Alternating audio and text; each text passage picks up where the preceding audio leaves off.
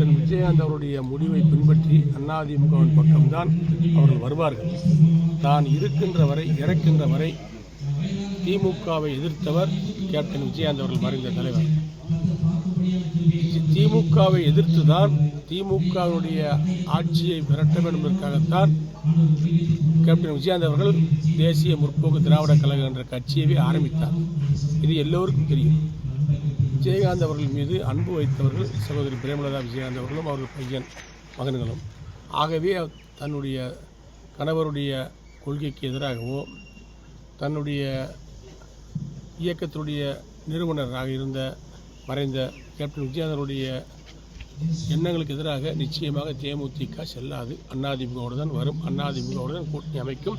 எடப்பாடியாரை ஆதரித்து அவர்கள் அணியில் தான் இருப்பார்கள். அந்த இருக்கக்கூடிய வாய்ப்பில்லை. அப்படி நீங்கள் விசாரிக்க சம்மன் அனுப்பலன்னு சொன்னால் அந்த இடத்துல இருந்திருக்கிறார். அந்த சம்பவங்கள் நடக்கின்ற பொழுது 41 பேர் அங்கே கரூர் சம்பவத்தில் உயிரிழக்கின்ற நேரத்தில் அந்த நேரத்தில் அவர் அந்த வாகனத்தில் பிரச்சார வாகனத்தில் இருந்திருக்கின்ற காரணத்தினால் அது சம்பந்தமான அவர் அங்கே இருந்தவர்களை கலந்து பேச வேண்டும், விசாரிப்பதற்காகத்தான் அழைத்திருப்பவர்களையே அதை நீங்கள் ஒரு பழிவாங்க எண்ணமாக பார்க்க வேண்டாம். அப்படி இருந்தால் அதை தமிழ்நாட்டு மக்கள் ஏற்றுக்கொள்ள மாட்டாங்க. திமுகவுக்கும் காங்கிரஸுக்கும் கருத்து வேறுபாடு இல்லை, கருத்து மோதலே இருக்கு. கருத்து மோதல் இருக்கு. அங்கே நடக்கின்ற நிகழ்வுகளை பார்த்து எங்களுடைய விருந்தினருடைய பாராளுமன்ற உறுப்பினர் மாணிக் தாகூர் ஆட்சியில் அதிகாரம் வேண்டும் என்று பகிரங்கமாக குரல் கொடுத்திருக்கிறார். அங்கே இருக்கக்கூடிய தலைவர் செல்வ பெருந்தகைவர்கள் அவரது சொந்த கருத்து என்று சொல்லியிருக்கின்றார். ஆக இவர் மீண்டும் பேட்டி கொடுக்கிறார் மாணிக் தாகூர் அவர்கள். அந்த கருத்து நாங்கள் சொன்ன கருத்து ராகுலுடைய அனுமதி பெற்றுத்தான் சொன்னோம் என்று சொல்கிறார். ஆகவே அங்கே கருத்து வேறுபாடு என்பது வேறு, இது கருத்து மோதல்.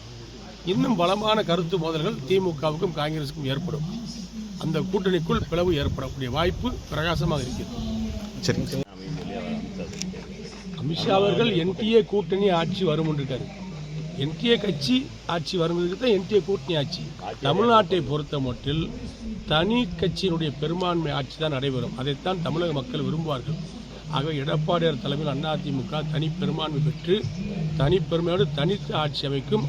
அதற்கான நடவடிக்கைகள் எங்கள் பொதுச் செயலர் எடப்பாடி இறங்குவார். தமிழ்நாட்டு மக்களும் சிக்கல் இல்லாத சிரமம் இல்லாத பெருவாரியான ஆதரவை அதிமுக இல்லை. எந்த எலெக்ஷன்லையும் அதிமுகவுக்கு இப்படி ஒரு சூழ்நிலை வந்தது கிடையாது, இனிமேல் வராது.